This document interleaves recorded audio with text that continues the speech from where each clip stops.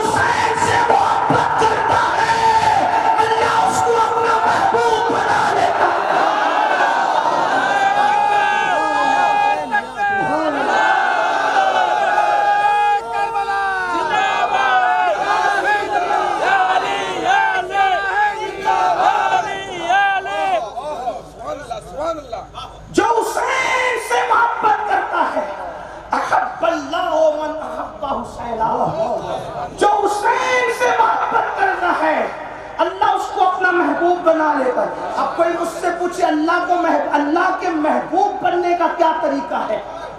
اگر کوئی پوچھے آسان طریقہ بتا دے امین القادری کہ اللہ کا محبوب کیسے بنتے ہیں، میں آسان زبان میں کہوں گا حضور نے فرمایا حسین پاک سے محبت کرو اللہ کے محبوب ہو جاؤ۔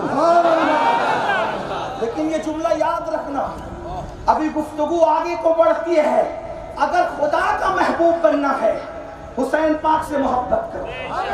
پھر فرماتے ہیں حسین و سبتم من الاسباط، حسین میرے بیٹوں میں ایک بیٹا ہے، میرے بیٹوں میں ایک بیٹا ہے، حسین میرے بیٹوں میں ایک بیٹا ہے۔ کیا مطلب ہے؟ میرے بیٹوں میں، سبت کا مطلب ہوتا ہے نواسا، لیکن مجازت ترجمہ ہو رہا ہے بیٹی کا بیٹا مطلب میرا بیٹا، اس لیے قرآن نے ان کو بیٹا کہا۔ ابنانا و ابناکم، جب یہ آیت نازل ہوئی تو حضور بیٹے کی حیثیت سے لے کس کو گئے؟ جس کو لے کر گئے بتا دیا کہ دنیا میں میرا بیٹا کون؟ جس کو دو لے کر کے گئے، ایک کو گود میں، ایک کو انگلی پکڑا۔ علماء کی توجہ چاہتا ہوں، جب آیت مباہلہ کے موقع پر یہ آیت نازل ہوئی ابنانا و ابناکم، اپنے بیٹوں کو تم لاؤ، ہم بھی اپنے بیٹوں کو لاتے ہیں، تو اللہ نے حسنین کریمین کو لے جانے کا حکم دیا۔ تو حضور علیہ السلام توجہ کریں، حضور علیہ السلام اپنی گود میں حسین پاک کو اٹھاتے ہیں، توجہ کریں، اپنی گود میں امام حسین کو اٹھاتے ہیں اور انگلی امام حسن کو پکڑاتے ہیں۔ یا رسول اللہ، حسن تو علی کے مرتضیٰ کی بھی انگلی پکڑ کے جا سکتے تھے، حسین تو سیدہ فاطمہ کی گود میں بھی جا سکتے تھے، آپ کیوں لے کے جا رہے ہیں؟ تو گویا حضور بتائیں گے اگر حسین فاطمہ کی گود میں ہوتے اور علی کی انگلی پکڑتے تو کوئی راستی کا کیا ماں باپ جہاں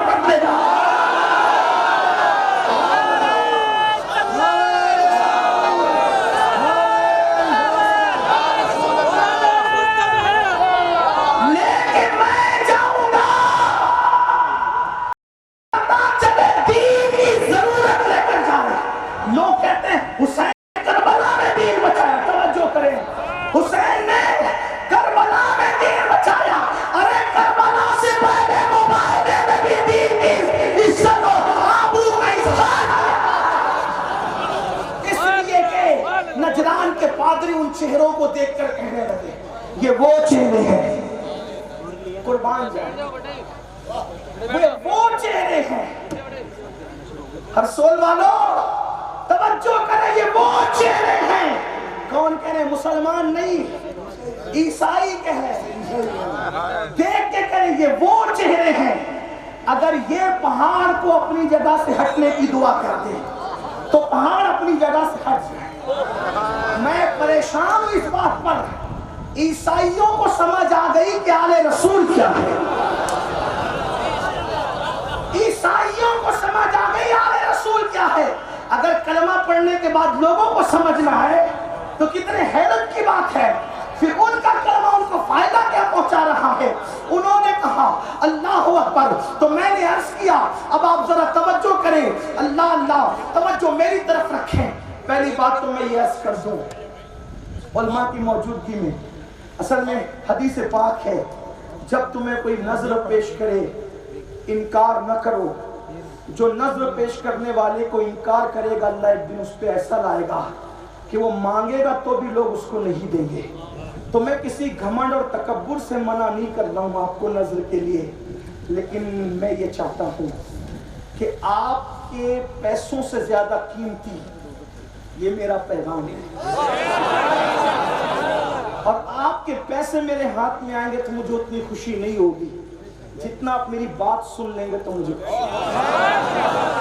آپ آ رہے ہیں تو میری توجہ بڑھتی ہے۔ پھر میں کہتا ہوں اللہ میری نیت جانتا ہے کہ میں گھمنڈ کی وجہ سے نہیں کہہ رہا ہوں، صرف بیان کا جو ہے وہ پورا مزہ کرکرا ہوتا ہے آپ کے آنے جانے سے، تو آپ سن لیں، اس سے بڑا نذرانہ میرے لیے کوئی نہیں۔ اور آپ اچھے سے سن رہے ہیں، میں دعا کرتا ہوں اللہ آپ کی نسلوں کو اس کا صلہ عطا فرمائے۔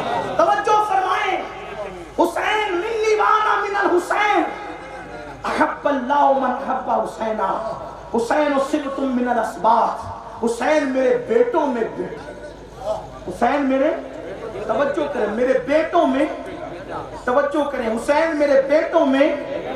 آپ بہت خوشگوار ماحول میں سن رہے ہیں، موسم بھی خوشگوار ہے، اگر آپ کی آواز آ جائے تو کربلا والوں کا کرم ہو جائے۔ حسین میرے بیٹوں میں، حسین میرے بیٹوں میں تشریح کرنے والوں نے کی، لیکن دیوانگان عشق محمد کیا کہتے ہیں؟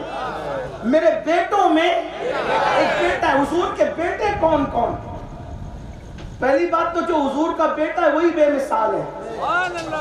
کتنا بے مثال ہے؟ جو حضور کا بیٹا ہے بے مثال ہے۔ کتنا کتنا اصحاب کہف کی چوکھٹ پہ بیٹھنے والا کتا بے مثال۔ دھیان ہے آپ کا، اگر آپ کا دھیان نہیں ہے تو جملہ ضائع ہوتا ہے۔ میں جب اصلاحی بیان کرتا ہوں تو لوگ سنے نہ سنے مجھے کوئی فرق نہیں پڑتا، لیکن جب میں آقاؤں کا ذکر کرنے لگتا ہوں تو مجھے میرا دل چاہتا ہے کہ سب توجہ دے کر زندہ دلی کے ساتھ سنیں۔ حضور کا بیٹا کتنا بے مثال، اصحاب کہف کی چوکھٹ پہ بیٹھنے والا کتا وہ بے مثال۔ تو جو اصحاب کہف کی چوکھٹ پہ کتا بیٹھے جب وہ اتنا بے مثال ہے تو رسول اللہ کی چوکھٹ پہ بیٹھنے والا کتا کتنا بے مثال ہوگا۔ اور جب اس در کا کتا اتنا بے مثال ہے تو وہ در کتنا بے مثال ہوگا، اور وہ در اتنا بے مثال ہے تو وہ گھر کتنا بے مثال ہوگا، اور جب وہ گھر اتنا بے مثال ہے تو گھر والے کتنے بے مثال۔ تیرے در کا دربار ہے جبریل، وہ در کیا ہے؟ وہ در کیا ہے؟ امام اہل سنت میرے امام کہتے تیرے در کا دربار ہے جبریل اعظم، تیرا مدح خواہ رسول و ولی ہے۔ جس در کے دربار کا یہ عالم ہے، جس در کے دربار کا یہ عالم ہے، جس در کے دربار کا یہ عالم ہے، اس گھر میں رہنے والے محمد الرسول اللہ کے صدقے ان لوگوں کا عالم کیا ہوگا جس گھر میں اجازت کے بغیر جبریل تشریف لاتا ہے۔ استاد زمان کہتے ہیں ان کے گھر میں بے اجازت جبریل۔ اس سے یہ مطلب نہیں نکلتا کہ معاذ اللہ ہم جبریل پر کسی کو فضیلت دیں. فضیلت کی بات نہیں ہے، فضائل کی بات ہو. اور اہل علم جانتے ہیں فضائل اور فضیلت میں فرق ہے. فضائل فضائل ہے لیکن فضیلت فضیلت ہے. مفہوم مخالف مراد نہ لینا. حضرت استاد زمان کہتے ہیں ان کے گھر میں بے اجازت جبرائیل آتے نہیں، قدر والے جانتے ہیں. نا قدرے نہیں، قدر والے. نا قدرے نہیں، قدر والے جانتے ہیں قدر شان اہل بیت. قدر والے جانتے ہیں قدر شان اہل بیت. اسی لیے تو فرمایا اللہ کے رسول نے کہ جو حلالی ہوگا وہی اہل بیت کی قدر جانے گا. جس کے جسم میں حلال خون نہیں وہ اہل بیت کی قدر کبھی پہچان ہی نہیں سکتا. قدر والے جانتے ہیں، قدر والے جانتے ہیں قدر شان اہل بیت. حسین و سبط من الاسباط، حسین میرے بیٹوں میں ایک بیٹا ہے. اس کا مطلب کیا ہوا؟ مطلب تو اہل علم بتائیں گے. اہل محبت کہتے ہیں مطلب یہ ہوا. حضور کی بات کا ایک مطلب نہیں ہوتا کبھی. جب غالب اقبال اور رضا کے شعر کی الگ الگ ترجمانی ہر مفکر کرتا ہے تو جب غلاموں کے کلام میں اتنے معنی نکلتے ہیں تو افصح العرب کے کلام کے کتنے معنی ہو سکتے ہیں. فصحا عرب کے بڑے بڑے تیرے آگے یوں ہے دبے لچے، کوئی جانے منہ میں زبان نہیں بلکہ جسم میں جان نہیں. کروں تیرے نام پہ جا فدا، نہ بس ایک جا تو جہاں فدا، تو جہاں سے بھی نہیں جی بھرا. کروں کیا کرو جہاں نہیں. اب سنیے حسین میرے بیٹوں میں ایک بیٹا ہے. مطلب کیا؟ کوئی ایسے ہی کہے اپنے استاد پہ ناز کرتے ہوئے کہ میرا استاد سارے استادوں میں استاد ہے، یعنی سب استاد ایک جگہ، میرا استاد الگ ایک جگہ. صحیح، سارے استاد ایک جگہ، میرا الگ استاد ایک جگہ. پھر کوئی کہتا ہے سارے پیروں میں میرا پیر ہے، یعنی سارے پیر ایک جگہ، میرا پیر ایک جگہ. سارے بیٹوں میں میرا بیٹا، سارے بیٹے ایک جگہ، میرا بیٹا ایک جگہ. سارے پہلوانوں میں پہلوان، سارے پہلوان ایک جگہ، میرا پہلوان ایک جگہ. سارے مرید ایک جگہ، میرا مرید ایک جگہ. میں سارے مریدوں میں مرید ہے، یعنی سارے مرید ایک جگہ، میرا مرید ایک جگہ. ولیوں میں ولی ہے، یعنی سارے ولی ایک جگہ، میرا ولی ایک جگہ. اگر اتنی بات سمجھ میں آ گئی، فرماتے سبط من الاسباط، وہ میرے بیٹوں میں ایک بیٹا ہے، میرے بیٹوں میں میرا بیٹا ہے. یعنی کہ حضور کے بیٹے شروع کہاں سے ہوتے ہیں؟ اللہ اکبر.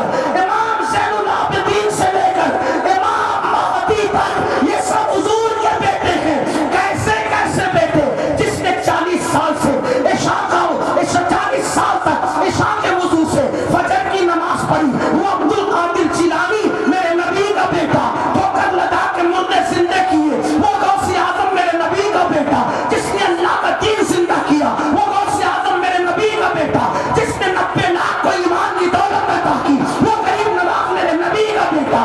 جس نے ساگر کو کھادر میں سمیٹ لیا، وہ غریب نواز میرے نبی کا بیٹا. جس نے مورتی کو مورت کو کلمہ پڑھایا، وہ مخدوم شمشانی سنانی میرے نبی کا بیٹا. جس نے 70,000 کافروں کو بلکہ 500 یا 700 کافروں کے سرداروں کو ایک محفل میں کلمہ پڑھایا، وہ مخدوم اشرف میرے نبی کا بیٹا. جس نے اپنا جنازہ خود پڑھایا، وہ صابر کلیہ میرے نبی کا بیٹا. اللہ اکبر. جس نے اللہ اللہ اللہ اکبر، جس نے اللہ کا ذکر کیا تو پرندے بھی ذاکر ہو کر خدا کا ذکر کرنے لگے. وہ صاحب البرکات اس کی بیوی مہرنی میرے نبی کا بیٹا. اللہ اکبر. وہ باقی جس نے علم کو چیر پھاڑ کے رکھ دیا، وہ میرے نبی کا بیٹا. وہ امام جعفر صادق جس کی جوتیاں سیدھی کرنے امام اعظم آ جائے، وہ میرے نبی کا بیٹا. وہ موسیٰ کاظم جس نے قالین کے شیخ کو اصلی کا بنا کے زمین میں کھڑا کر دیا، وہ میرے نبی کا بیٹا. وہ علی رضا جو چہرے پہ نقاب ڈال کے چلتے تھے، ان کا حسن دیکھنے کے لیے لوگ پیچھے پیچھے بھاگتے تھے، وہ میرے نبی کا بیٹا. اور مختصر کر دوں، اللہ اکبر.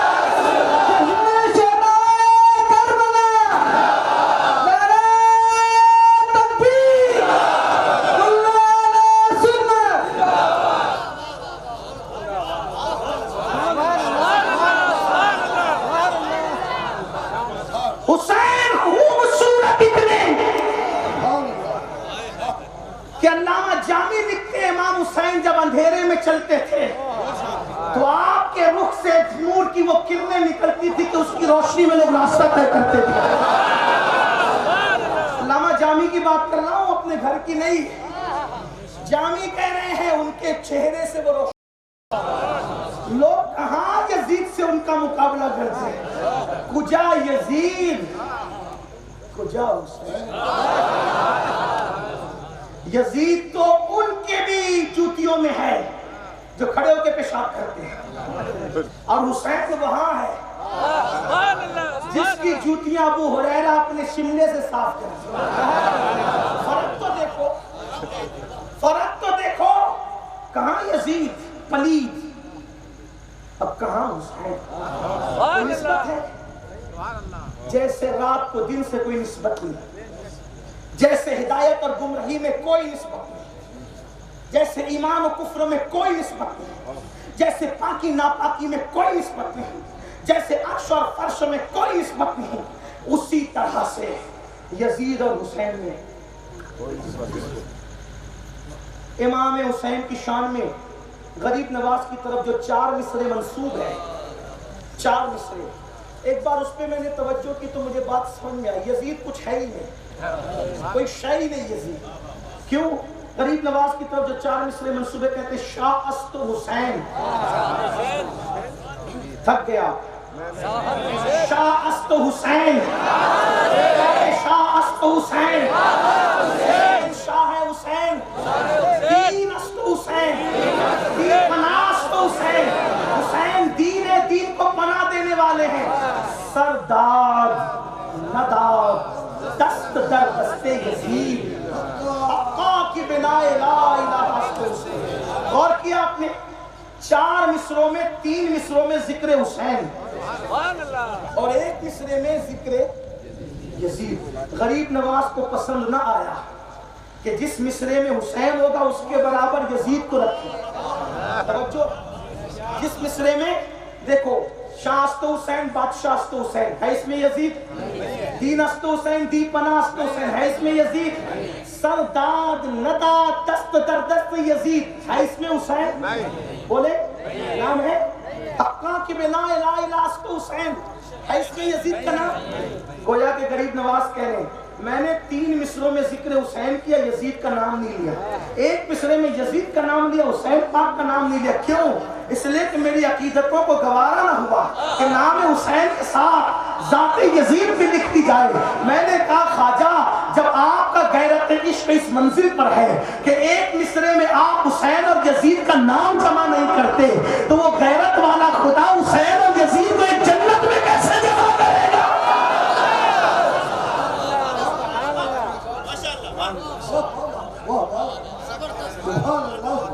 یہ حسین پاک ہے.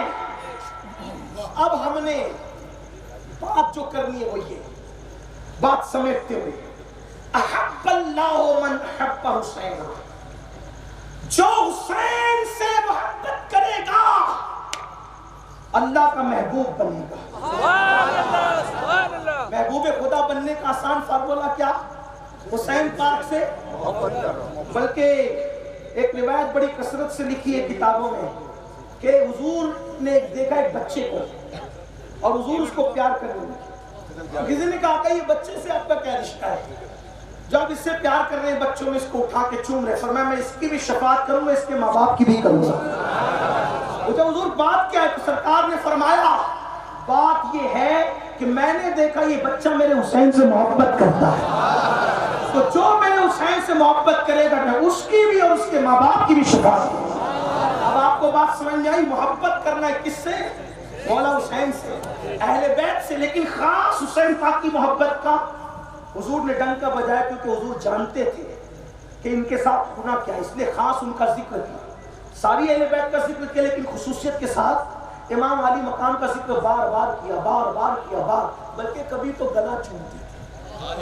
کسی نے پوچھا کہ گلا کیوں چومتے؟ فرمایا یہیں پہ خنجر چلے. اب آپ اور ہم محبت کرتے ہیں، حضور نے محبت کی دعوت کیوں دی؟ کیونکہ حضور جانتے ہیں جو جس سے محبت کرے گا اسی کے نقش قدم پہ چلے گا. جو جس سے محبت کرے گا. بس گفتگو اب اینڈ کی طرف جا رہی دوسرے رخ پر. جو عنوان کا آپ نے اعلان کیا تھا میں نے وہ پڑھ دیا پوسٹر میں. اب جس کا مائک پہ اعلان ہے ذرا اس طرف آ جائے. جو جس سے محبت کرے گا اسی کے نقش قدم پہ چلے گا. ہم ہیرو سے محبت کو منع کیوں کرتے ہیں؟ کیونکہ ہیرو پکچر میں لڑکی لے کے بھاگتا ہے, اس لیے منع کرتے کہ اس سے محبت کرو گے تو تم بھی یہ کام کرو گے. ہیرو شراب پیتا ہے سیریل میں, فلم میں, ہم کہتے ہیں وہ خان صاحب بھی ہو.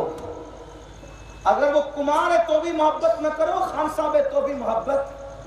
ہمارے لیے کیا خان صاحبی, ہمارے لیے کمار اور سنگھ کی کیا, دونوں میں فرق کیا ہے؟ ہم نہ خان کو جانتے ہیں نہ ہم کمار کو جانتے ہیں. ہم تو بس اتنا جانتے ہیں نبی کا جو غلام ہے ہمارا وہ امام ہے. ہمارے رشتے خون کی وجہ سے نہیں ہے, ہمارے رشتے نسبت مصطفیٰ کی وجہ سے.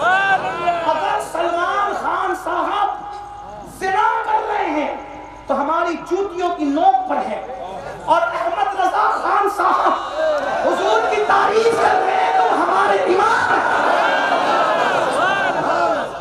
ہمارے امام ہیں, دونوں خان صاحب ہیں, ایک جوتیوں میں ہے اور ایک سر کے اوپر ہے. خان زادہ سیدوں کا اعلیٰ حضرت بن گیا. حضرت سرکار نظمی نے مہاریلوی نے لکھا خان زادہ, سرکار نظمی مہاریلوی کہتے خان زادہ سیدوں کا اعلیٰ حضرت بن گیا کیونکہ اس نے زندگی بھر کی تھی مدحت نور کی. کیونکہ اس نے زندگی بھر کی تھی مدحت. کس طرح کی تھی مدحت نور کی؟ تو کہتے ہیں صبح طیبہ میں ہوئی پٹا ہے بارہ نور کا, صدقہ لینے نور کا, آیا ہے دارا نور کا, میں گدا تو بادشاہ بردے پیالہ نور کا, نور دن تو نہ تیرا تیدان صدقہ نور کا, آئی بدت چھائی ظلمت رنگ بدلا نور کا, ماہ سنت میں نے طلاق لے لے بدلا نور کا, تیرے ہی باتیں رہا ہے چاند صحرا نور کا, وقت جاگا نور کا, چمکا ستارہ نور کا, نور کی سرکار سے پایا دشارہ نور کا, ہو مبارک تم کو ذوالنورین جوڑا نور کا, چمن چھپ جاتا جدھر انگلی اٹھاتے مہد میں, یعنی چلتا تھا اشاروں پر کھلونا نور کا, نور پیتے نور سوچے نور امے نور نور, نور متقی کلی کا نار لما نور کا, ایک سینے تک مشابہ ایک وقت اس نے سنتے ان کے جاموں میں ہے نیما نور کا, تیری نسل پاک میں ہے بچہ بچہ نور کا.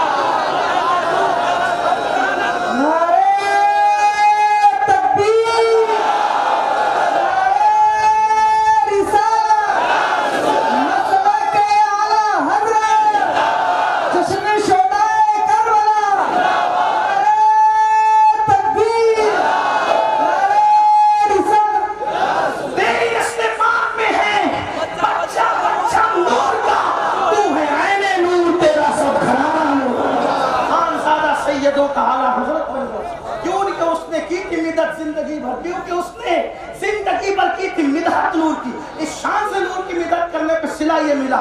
اگر کسی سید کا تعارف 1 گھنٹے تک کرایا جائے اور اگر اتنا ٹائم نہ ہو یہ 2 مصرے پڑھ دیا جائے تو گھنٹے بھر کی تقریر پر 2 مصرے بھاری پڑ جائے. بلکہ میں تو رافضیوں کو چیلنج کرتا ہوں. لوگ ہم سے کہتے ہیں کہ دیکھو رافضی لوگ کیسی تعریف کرتے ہیں. میں نے کہا میرے امام کے 2 مصرے رافضیوں کی تمام کتابوں میں فضائل کی بھاری ہے. کون سے 2 مصرے؟ نور بنت نور, زوج نور, ام نور نور. محفل جس رنگ میں ہے, بات اختتام کو لے جاتے ہوئے میں چاہتا ہوں کہ میں اس کو اپنے رنگ میں پڑھوں. حالانکہ آج میرا گلا اس کی اجازت نہیں دیتا, لیکن میں نے بریلی میں بھی کہا کہ بریلی والوں میں کوئی نعت خواں نہیں جیسے کہ لوگوں کی آواز ہوتی ہے, جیسے شریف پالی کی آواز ہے, جیسے بلبل مستجاب کی آواز ہے, جیسے یہ نعت خانوں کے ہمارے حافظ معین صاحب کی آواز ہے, اور بھی بڑے بڑے نعت خان. لیکن ہماری آواز تو چیخ پکار کرنے والی ہے. مگر جب میں سیدہ کی اس منقبت پر آتا ہوں, ان 2 مصروں پہ تو میرا دل اندر سے مچل کے کہتا ہے کہ ذرا تو بھی ذرا انداز میں پڑھ تاکہ بی بی زہرا کی نظر کرم ہو جائے. کیونکہ میرے آقا نے فرمایا سیدہ کے راضی ہونے سے خدا راضی ہوتا ہے, سیدہ کے ناراض ہونے سے خدا ناراض ہوتا ہے. میں نے کہا جس کی چوکھٹ پہ زمانہ پلتا ہے کیوں نہ اس کی مدح کرے تو دل کی زبان سے کرے تاکہ ہمارے لیے بھی نجات کا سامان ہو. میرے امام کہتے, میں تو کہتا ہوں سنیوں کے بچے کو یہ یاد ہو جائے. کیا سب مل کے پڑھو, نور بنتے نور زوجے نور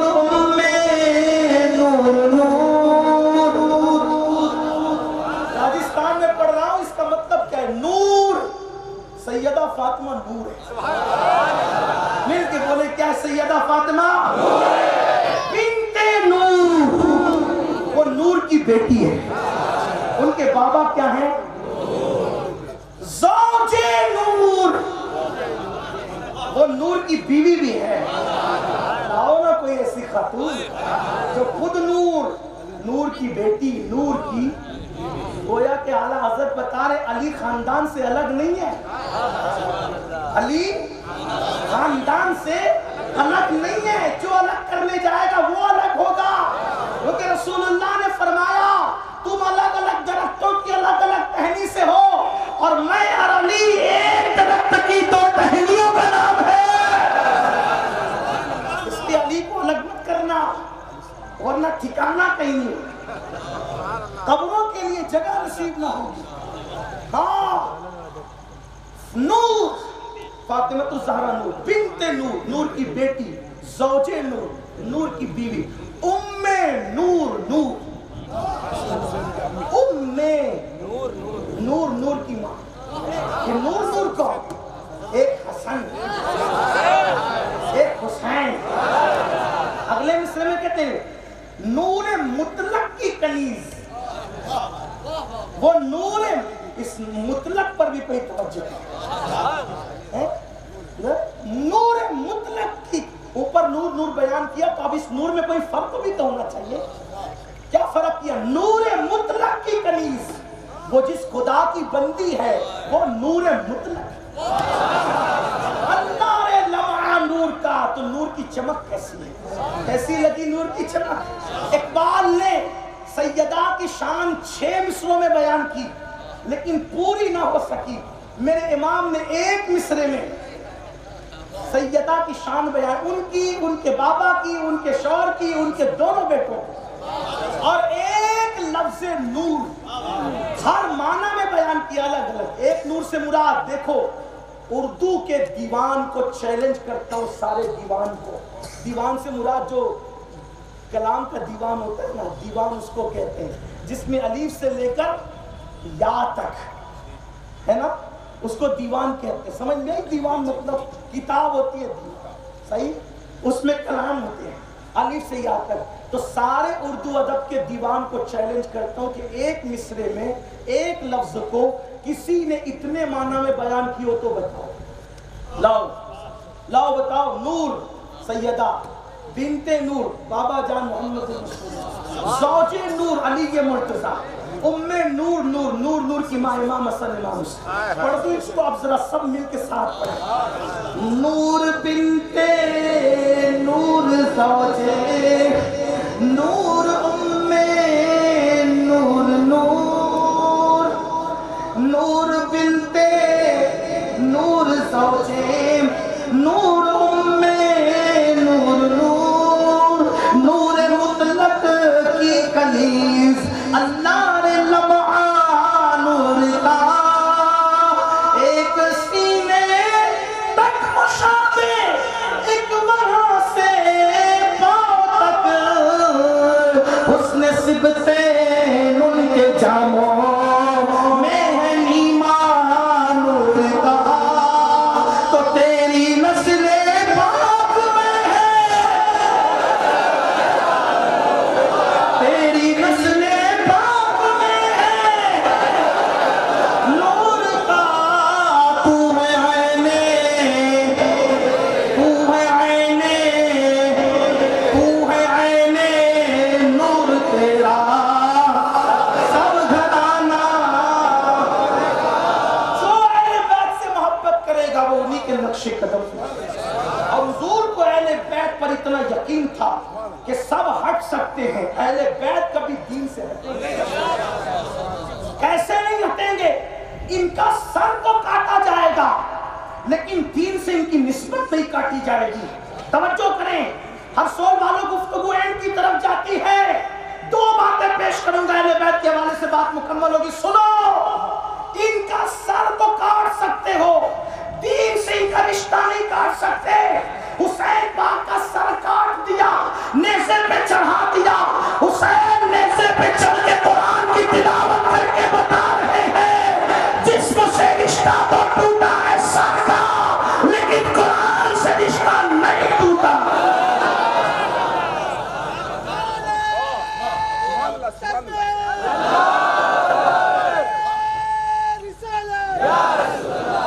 اب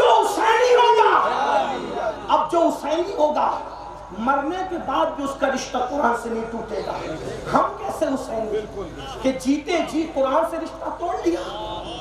مجھے بتاؤ اہل بیت کی محبت کا دعویٰ کرنے والوں، مجھے بتاؤ آج سے پہلے آپ نے اور ہم نے قرآن کب پڑھا تھا؟ یاد کرو کب پڑھا تھا؟ اگر نہیں یاد آتا تو شاید آپ کا نام حسینیوں کی فہرست سے نکال دیا گیا ہے. قرآن کو قسم کھانے کی کتاب سمجھ رکھا ہے. میاں بیوی میں جھگڑا ہو تو اٹھاؤ قرآن، پارٹنر میں جھگڑا ہو تو اٹھاؤ قرآن، محلے میں بکری بھی چوری ہو جائے تو کس نے لی کس نے نہیں لی اٹھاؤ. جو قوم بکری کے چوری ہونے پہ قرآن اٹھانے کی بات کرے، جو قوم میاں بیوی کے جھگڑے میں قرآن اٹھانے کی بات کرے، جو قرآن کی اتنی بھی قدر نہ کرے، وہ قوم عزت کے ساتھ زمین پہ کیسے جی سکتی؟ امام علی مقام بتا رہے، غور کرنا. میں نے علی اکبر کھویا ہے، علی اکبر کھو سکتا ہوں قرآن نہیں کھو سکتا. میں نے علی اصغر کھویا ہے، علی اصغر کھو سکتا ہوں قرآن نہیں کھو سکتا. اور ہم نے قرآن کھو کر سب پاک. اور قیامت کے دن اللہ کے رسول اللہ سے شکایت کریں. یہ قوم سوچ رہی ہے قرآن چھوڑ کے جنت میں جائیں گے. کیوں جنت میں جائیں گے؟ کہ حضور شفاعت کریں گے. شفیع جب خود شکایت کرنے پہ آ جائے، توجہ کریں، شفاعت کرنے والا جب شاکی ہو جائے، شکایت کرنے لگے، اس قوم کی شفاعت کون کرے؟ جہاں انبیاء نفسی نفسی کہیں گے، شفاعت کرنے والے حضور ہوں گے. اور حضور فرماتے میں اللہ کی بارگاہ میں شکایت کروں گا کہ اللہ میری قوم نے قرآن کو چھوڑ دیا. قرآن چھوڑ رہے ہو اور شفاعت کی امید رکھتے ہو. قرآن چھوڑ کے شفاعت کی امید رکھتے ہو. میں اپنے علماء سے ان کی جھوٹیوں کو بوسہ دے کر کے بات کہنا چاہتا ہوں، بہت ان کا چھوٹا، ان کا خادم یا ان کا غلام اپنے آپ کو سمجھتے ہوئے کہتا ہوں کہ شاید اب میری قوم کی مسجدوں کے امام بھی روزانہ تلاوت قرآن سے دور ہو گئے. اگر کسی گھر میں قرآن خوانی کے لیے جانا ہے تو تب ہم قرآن پڑھ رہے ہیں، ڈی جے میں جانا ہے تو قرآن پڑھ رہے ہیں. جب لوگ مسجد کے امام کو بیٹھ کر قرآن پڑھتے نہیں دیکھیں گے تو کون کو پڑھے؟ جو پڑھتے ہیں ان کی جوتیاں میرے سروں پہ ہے. میں اماموں کی اصلاح کرنے نہیں آیا، نہ میری اوقات ہے، لیکن قرآن سے جو محبت ہے اس کا درد میں عرض کر رہا ہوں کہ آپ کو بھی روزانہ پڑھنا. علامہ شاہ احمد درانی رحمۃ اللہ علیہ تہجد میں روزانہ 5 پارے قرآن کی تلاوت کرتے. قرآن جرأت مند بنا دیتا ہے انسان.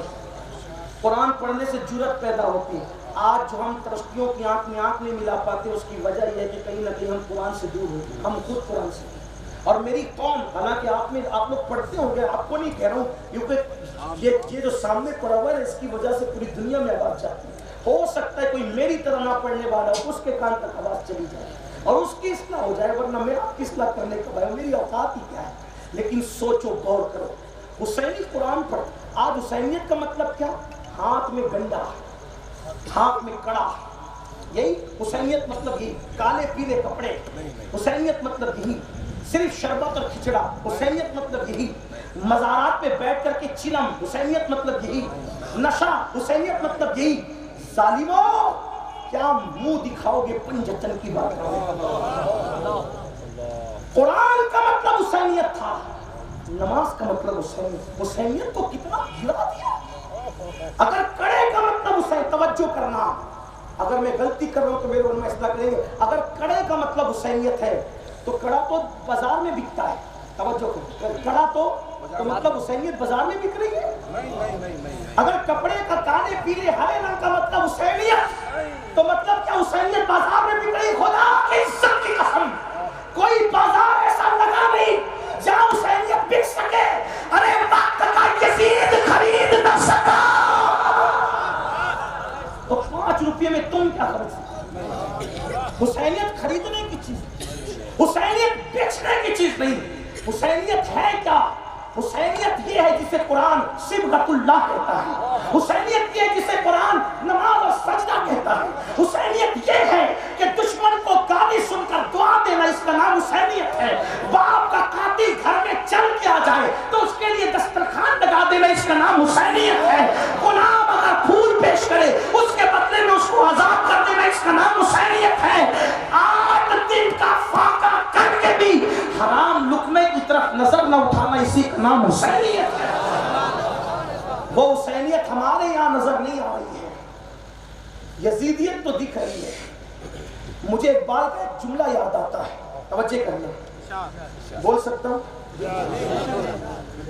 اقبال نے کہا تھا جرمنی اور برطانیہ جانے کے بعد کہ میں نے مشرق میں مسلمان دیکھے، اسلام نہیں دیکھا، ہے نا؟ میں نے مشرق میں یعنی مسلمانوں کی آبادی میں مسلمان دیکھے، اسلام نہیں دیکھا۔ صحیح؟ کیونکہ اسلام کیا ہے؟ جہاں صفائی ہے، آدھا ایمان ہے نا؟ خود پیاسے رہ کے دوسرے کو پانی پلانا یہ اسلام ہے، خود بھوکے رہ کے کسی کو کھلانا یہ اسلام ہے۔ کسی نے غلطی کر دی، ایک دن میں 100 بار معافی مانگتے تو 100 بار معاف کر لے، اس کا نام بولو۔ صحابہ نے کہا یا رسول اللہ کتنی بار معاف کرے؟ کہا ایک بار، ایک دن میں 100 بار۔ تو صحابہ نے کہا حضور اتنی بار معاف کرے تو اللہ کتنی بار کرتا ہے؟ تو کہا یہ تمہارے یہاں گنتی ہے 100 کی، اس کے یہاں تو گنتی ہی نہیں ہے۔ پڑوسی کا حق نہ مارنا، اس کا نام کیا ہے؟ اچھا کھانا پکے تو پڑوسی کے یہاں بھی بھیج دینا، اس کا نام کیا ہے؟ اگر غریبوں کے محلے میں رہتے ہو تو چھلکے گھر کے آنگن میں نہ پھینکنا، اس کا نام کیا ہے؟ کیا کیا بیان کرو اس کا؟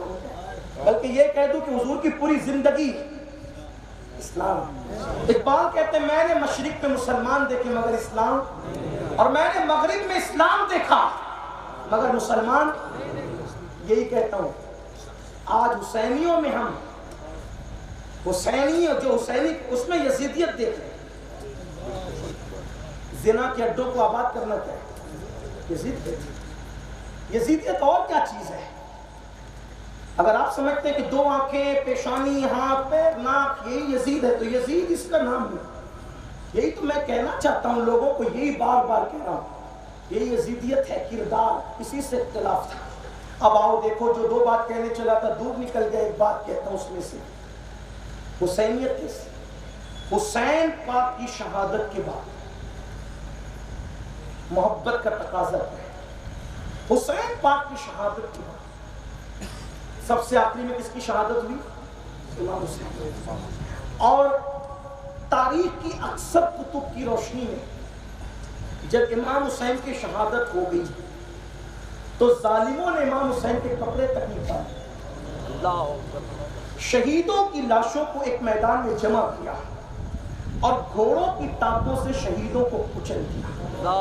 مورخین یہاں تک لکھتے ہیں کہ لاشیں اتنی گھوڑے کی ٹانپوں سے انہوں نے کچلا کہ لاشیں پہچان میں نہیں آتی۔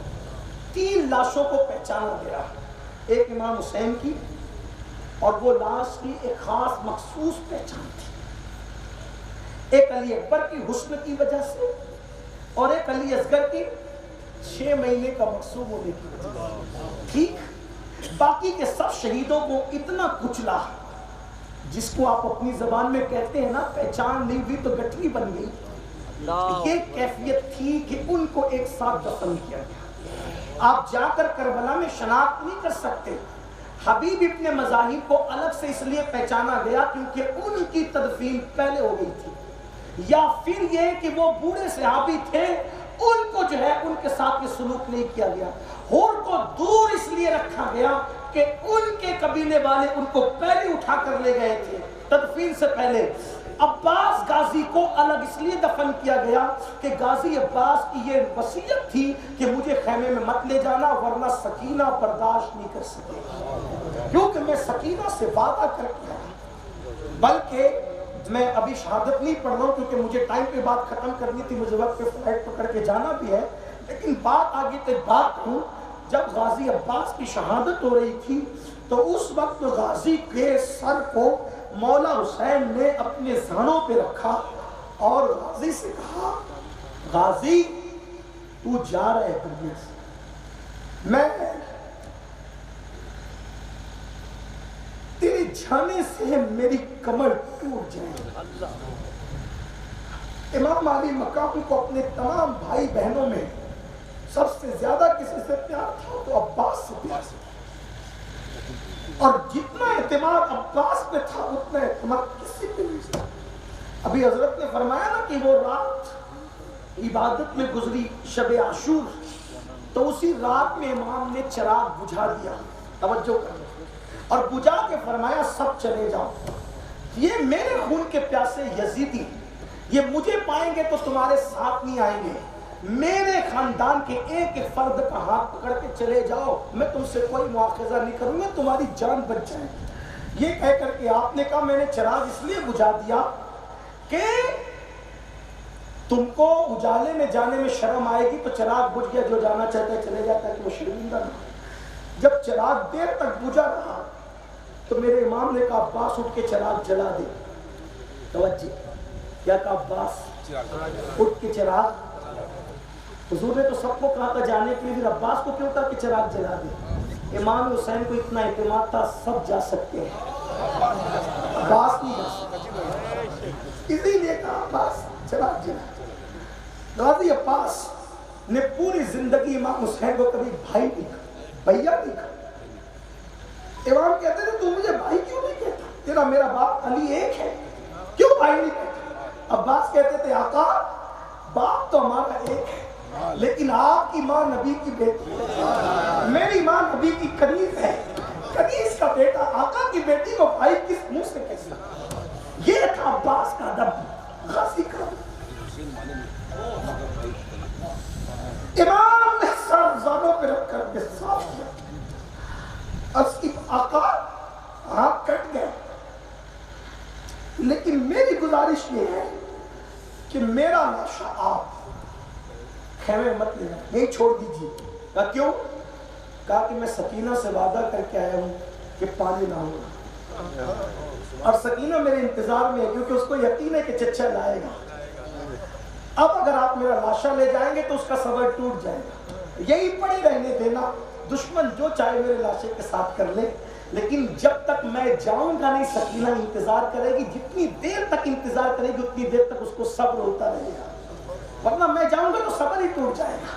اسی لیے غازی عباس کا مزار مورخین کہتے ہیں کہ دور ہے, جس کی آپ زیارت کریں. ٹھیک, امام نے کہا میں تو تیری وصیت پوری کر دوں گا, لیکن میری بھی خواہش پوری کر دے, ایک بار مجھے بھائی. مورخ لکھتا ہے کہ غازی نے آنکھ کھول کر کے مسکرایا اور رندیائی ہوئی آواز میں, جو حلق میں اٹکنے والی آواز کو رندیائی ہوئی آواز کہتے, رندیائی ہوئی آواز میں کہا بھیا, اور اسی پر آپ کی روح پرواز کر. یہ عباس غازی کے ہمارے بزرگوں نے صوفیہ نے کہا کہ جب غازی عباس کا ذکر ہوا کرے تو دل میں جائز مرادیں لے لیا کرو, اللہ مرادیں پوری کرے, اس لیے کہ ان کو قمر بنو ہاشم کے ساتھ باب الحوائج کہتے ہیں, ان کی مرادیں پوری ہوتی. بہرحال تو میں اس کیا کر رہا تھا, شہیدوں کی لاشیں کچل دی گھوڑوں کی ٹاپوں سے, لاشیں پہچان میں نہیں آتی. 6 مہینے کے معصوم کا سر کاٹ کے میزے پہ بلند کیا.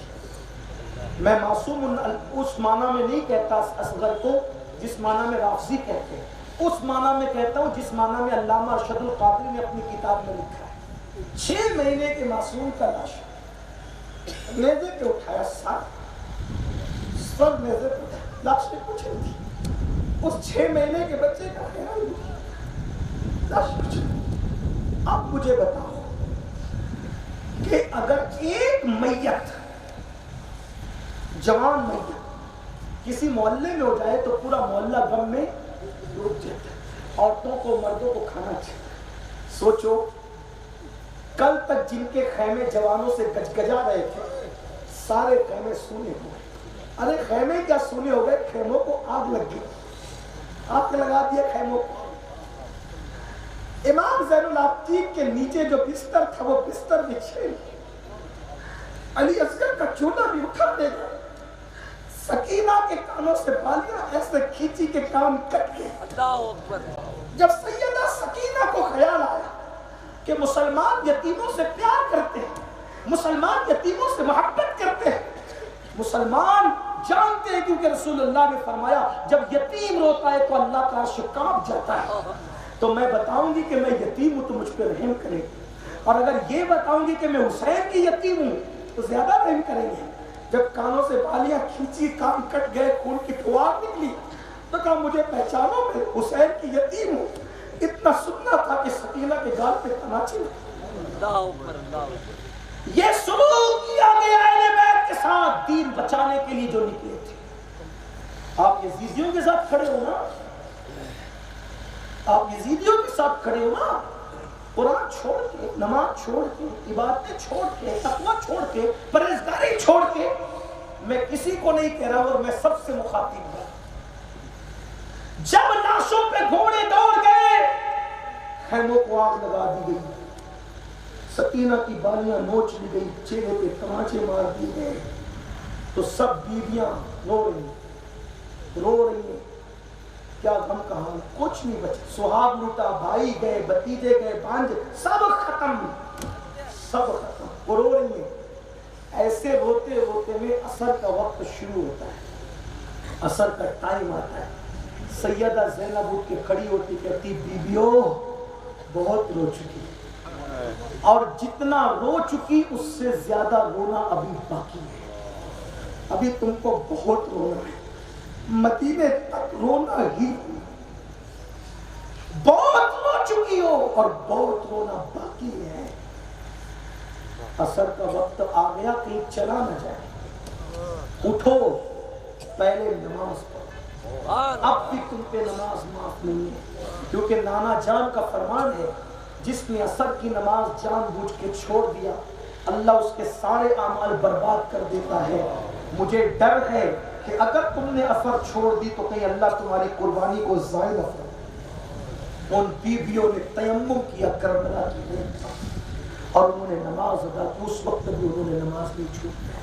اب آپ نماز کو حسینیت سمجھ لیں یا جمعے کے اڈوں کو، اور اگر آپ کا ذہن یہ تو آپ سے بڑا بے ادب کون ہے۔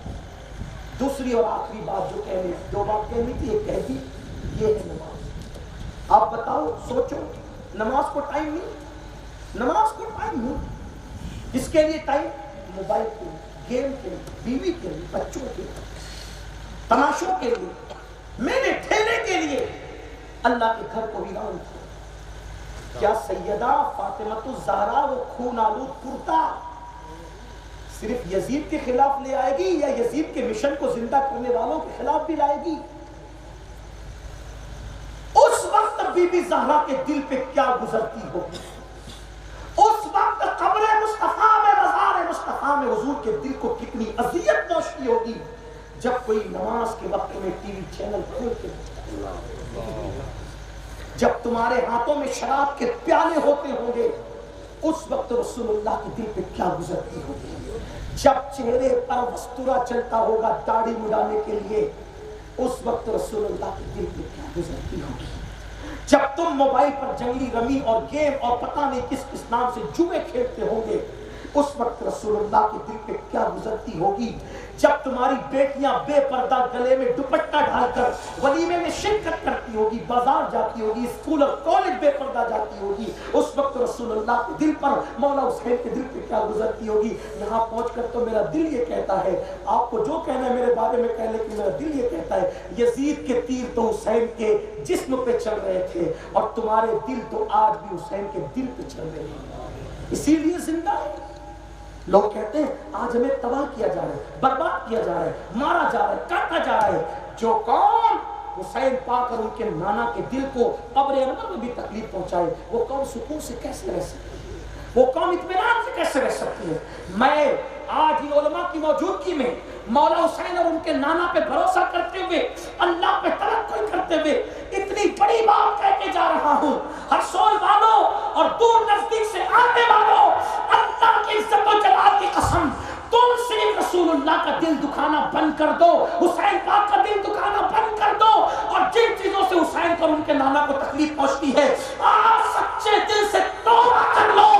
میں آپ کو ضمانت دے کے جا رہا ہوں، انشاءاللہ آپ کے پیر میں کبھی کانٹا بھی نہیں چبھ سکتا۔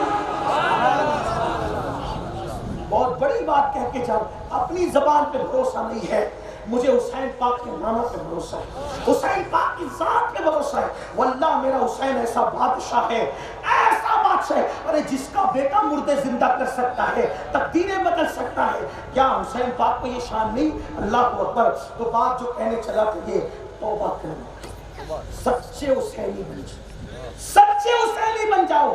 اور دوسری اور آخری بات، حرام کھانا چھوڑ کر سود، جوا، نشے کی چیزیں جو بیچ بیچ کے کروڑپتی بن گئے ہو، حلال کمانے والے قبر میں کیا لے گئے، حرام کمانے والوں تم کیا لے جاؤ۔ یزید پوری حکومت پر غاصب بن کر کے بیٹھا تھا، آج اس کی قبر کا نشان بھی نہیں ہے، قبروں کے نشان بھی ختم ہو جاتے ہیں، تم کہاں رہو، ہم کہاں رہیں گے؟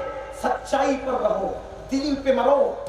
جنگل میں بھی لوگ دفن کر دیں گے، میں تو کہتا ہوں، لوگ کہتے ہیں مجھے فلاں گنبد کے نیچے دفن کرنا، مجھے وہاں دفن کرنا، مجھے وہاں کرنا، اس پہ میں کوئی کرٹیسائز نہیں کرتا، لیکن سوچتا ہوں حسین پاک کے جنازے میں کتنے لوگ شریک ہوئے تھے۔ آج تک امام حسین کے جنازہ کی نماز کس نے پڑھائی، اس امام کا نام پتہ نہیں چل سکا۔ کبھی کوئی سوچ سکتا تھا حسین کا ذکر بھی ہوتا؟ یزید تو خوش تھا کہ میں نے تو قبر بھی نہیں بنانی تھی، قبر بھی ختم، لیکن امام علی مقام کو دفن کیا گیا۔ جہاں قبریں بنتی ہیں وہاں قبرستان بنتا ہے، شہر نہیں بستے، لیکن کربلا میں ایسی قبریں بنی کہ اس قبر بننے کے بعد قبرستان نہیں بنے بلکہ وہاں شہر بس گئے۔ کیا برکت والے لوگ ہیں یہ۔ تو حرام کھانا چھوڑیے، توبہ کیجیے، داڑھی منڈا کر جو چلاتے ہو نا وسطرہ، یہ گال پہ بعد میں چلتا ہے، پہلے یہ حسین پاک کے نانا کے دل کو اذیت پہنچاتا ہے۔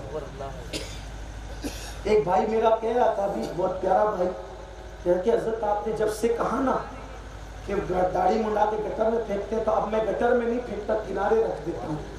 انا للہ و انا الیہ راجعون۔ آپ نے سمجھا ہی نہیں میری بات، یہ ہنسنے کی بات نہیں، یہ کوئی غزل کی محفل نہیں، یہ تو کسی دل جلے کی فریاد ہے۔ بات گٹر میں پھینکنے کی نہیں، بات تو منڈانے کی ہے۔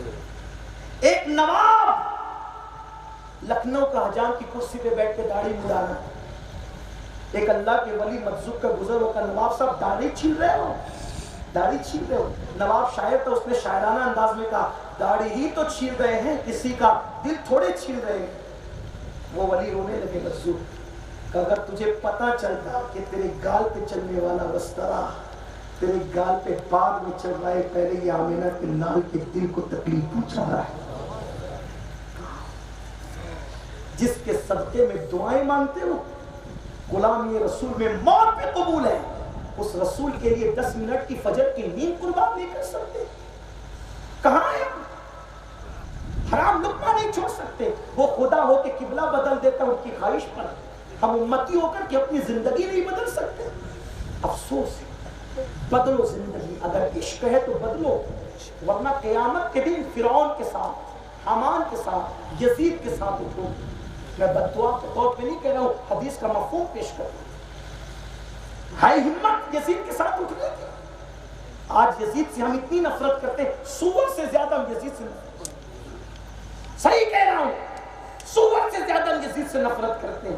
لیکن اگر نماز نہیں پڑھو گے تو اٹھو گے کس کے ساتھ؟ یزید کے ساتھ۔ نماز پڑھو گے تو کس کے ساتھ اٹھو گے؟ مولا حسین۔ اب تمہاری مرضی، مسجد آباد کرو یا ویران کرو۔ جو آخری بات دوسری کہنے چلا تھا، حرام چھوڑو، کیا حسینیت ہے؟ اب ذرا توجہ کریں، 7 تاریخ سے محرم کی کھانا پانی بند ہو، کس پر؟ حسینیت۔ یہ بات کا اختتام ہے، ٹھیک ہے؟ یہی میری دوسری بات ہے، بیچ میں بات نکل آتی ہے، مجھے اس میں معذور سمجھے آپ، اس لیے کہ میں کوئی باضابطہ مقرر نہیں، جو باضابطہ مقرر ہوتے وہ پوائنٹ ٹو پوائنٹ بات کرتے، میں ایک دل جلا صوفیوں کا غلام ہوں، میرے دماغ میں جو بات آتی ہے میں کر دیتا ہوں تاکہ اللہ آپ کی میری اصلاح کرے، ٹھیک؟ تو بیچ کی باتوں کو آپ تھوڑا چھوڑ دیا، یعنی کہ مجھے اتنا وقت دے دیا۔ 7 محرم سے پانی پڑ گیا، ٹھیک؟ 10 محرم کو شہادت، 11 محرم کو قافلہ نکلا، 12 یا 13 محرم کو قافلہ پہنچا کہاں؟ کوفہ۔ کتنے دن ہو گئے؟ کم سے کم 6 دن۔ صحیح ٹھیک ہے, کم سے کم 6 دن. اب جب یہ قافلہ کوفہ پہنچا تو اس قافلے میں سیدہ سکینہ, جن کا نام ہم سکینہ کہتے ہیں عرف کی وجہ سے, سیدہ سکینہ 7 سال کی تھی. 3 دن یہ 3-4 دن وہ, کم و بیش 1 ہفتے کی بھوکی پیاسی تھی وہ شہزادی. اتنے دن 1 ہفتے کی بھوک پیاس تھی. جب قافلہ کوفہ پہنچا, اونٹوں کی ننگی پیٹھ پر ہے بیبیاں سیدانیاں, اونٹوں کی ننگی پیٹھ پہ, ہاتھوں میں ہتکڑیاں, پیروں میں بیڑیاں. امام زین العابدین کے گلے میں توق ہے, ہاتھ میں ہتکڑیاں.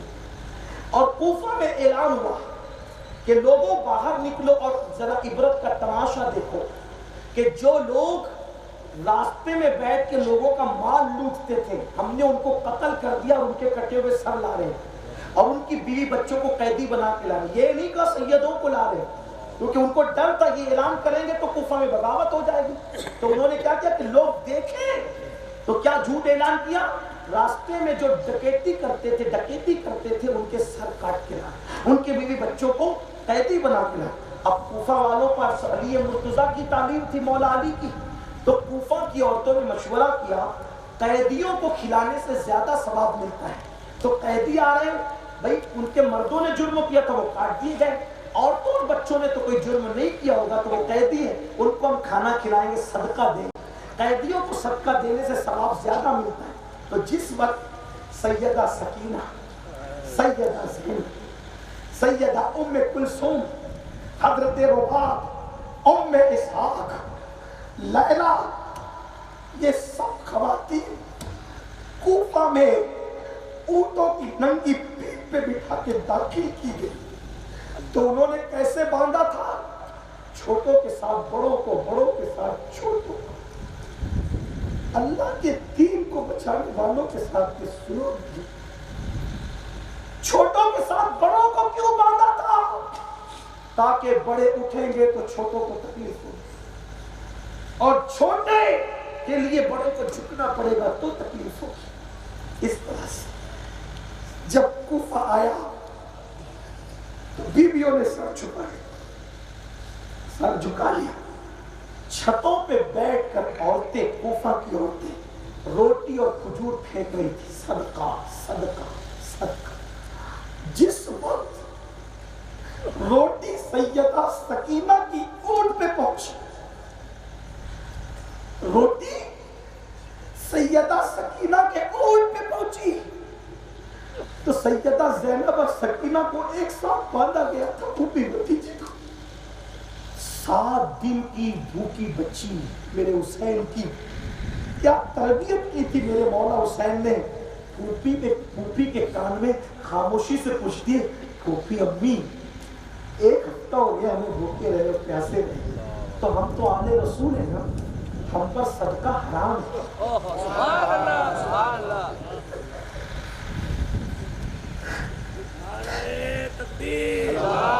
ہم پہ صدقہ حرام, نانا نے ہم پہ صدقہ حرام کیا, تو کیا 7 دن کی بھوک اور پیاس کے بعد یہ جو صدقہ پھینک رہے, کیا صدقہ حلال ہو جاتا ہے؟ صدقہ آج ہم کھا سکتے ہیں ماں پھوپھی جان, صدقہ ہمارے لیے حلال ہو گیا 1 ہفتے کی بات. تب سیدہ زینب نے کہا, او بے غیرت عورتوں, کوفہ کی بے غیرت عورتوں, ہمیں پہچانو, ہم صدقہ کھانے والے لوگ نہیں, ہم تو آل رسول ہیں. بیٹی اب بھی ہمیں صدقہ کھانے کی اجازت. میں پوچھنا چاہتا ہوں, وہ 7 دن کی بھوکی شہزادی, صدقے کی روٹی ملی تو انہوں نے صدقہ نہیں کھایا. تم اور ہم کیسے حسینی کہ تم سود کھا رہے ہو, وہ صدقہ نہیں کھاتے 7 دن کی بھوک کے بعد, اور سود کھا رہے ہو, شراب کے پیسے کھا رہے ہو, جھوٹ بول کے کاروبار کر کے کھا رہے ہو. حسینیت کیا تھی اور کہاں لے گئے؟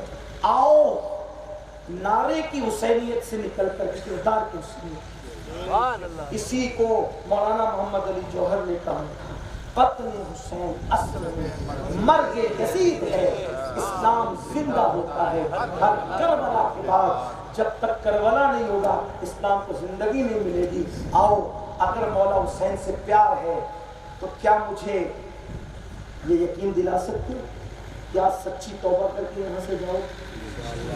انشاءاللہ سچی توبہ کر کے جاؤ گے؟ انشاءاللہ زندگی بدل کے جاؤ گے؟ انشاءاللہ اگر وعدہ کرو تو بھی نہیں کرو تو بھی فرض تو فرض ہی ہے، لیکن آؤ اللہ رسول کو گواہ بنا امام حسین کی روح کو، ان کی والدہ کی، ان کے والد کی، ان کے بھائی کی، ان کے نانا کی روح کو خوش کرنے کے لیے آج سے کون کون یہ ارادہ کرتا ہے کہ انشاءاللہ 5 وقت کی نماز پابندی سے پڑھیں گے انشاءاللہ؟ اٹھائے رکھے ذرا مدینے کے سرکار دیکھیں، فرشتے گواہ ہو جائیں۔